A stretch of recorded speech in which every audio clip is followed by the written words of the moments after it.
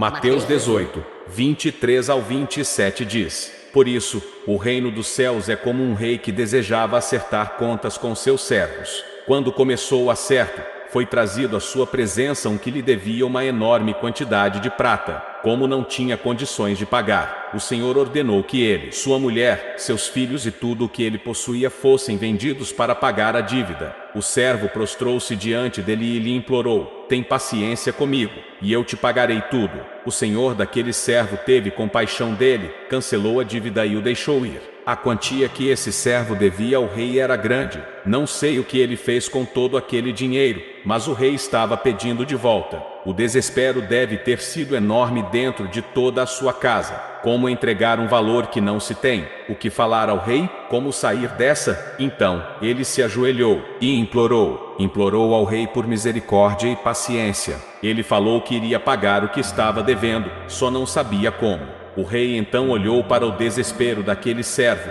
e ao invés de dar a sentença que ele merecia, teve compaixão. Então, perdoando toda a sua dívida, mandou o servo para casa. Estava tudo bem. O servo não devia mais um tostão. Finalmente estava verdadeiramente livre. Foi isso que Jesus fez com a nossa sentença. Ele nos perdoou mesmo quando não merecíamos. O valor a ser pago era muito alto, e com a nossa natureza pecaminosa, seria impossível pagar. Então ele veio até nós, e não apenas isentou a nossa dívida, como pagou por ela. Jesus se entregou no nosso lugar, e através da cruz fomos perdoados e justificados. O rei teve misericórdia do servo. O servo encontrou um dos seus conservos que lhe devia uma pequena quantia. Depois de sofrer todo aquele desespero por dinheiro, o servo não pensou duas vezes. Agarrou e começou a sufocá-lo cobrando sua dívida. O conservo implorou, pediu um tempo para pagar a dívida. Estava desesperado. Diante daquele absurdo, o servo mandou jogar o seu conservo na prisão, e apenas soltá-lo quando a dívida fosse paga. Essa é a história que Jesus contou aos seus discípulos, quando eles lhe perguntaram sobre quantas vezes perdoar. O rei tinha perdoado o servo, mas o servo não aprendeu nada com aquilo. O rei teve compaixão, mas o servo só olhava para ele mesmo. Não é exatamente assim conosco? Quando somos os inocentes da história, é muito difícil sentir compaixão do culpado. O problema foi que, como um devedor perdoado, ele não podia se achar no direito de ser um cobrador vingador.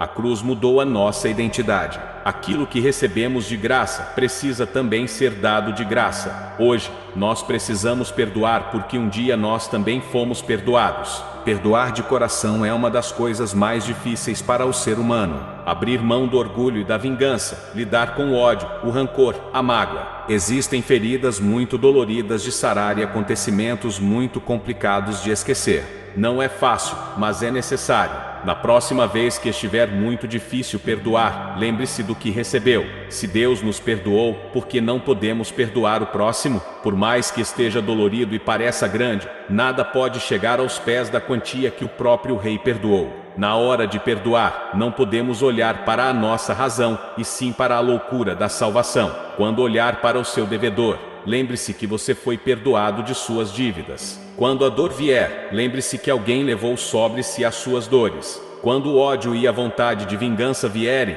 lembre-se que aquela cruz não merecia Jesus. Quando achar que lhe devem algo, lembre-se da graça. Quando vierem lhe pedir perdão, lembre-se do amor que mudou a sua vida. Valorize o poder do perdão, transforme sua vida. Tome uma atitude, tire qualquer rancor do seu coração e deixe Deus trabalhar na sua vida, pois fomos feitos para servir o nosso Senhor.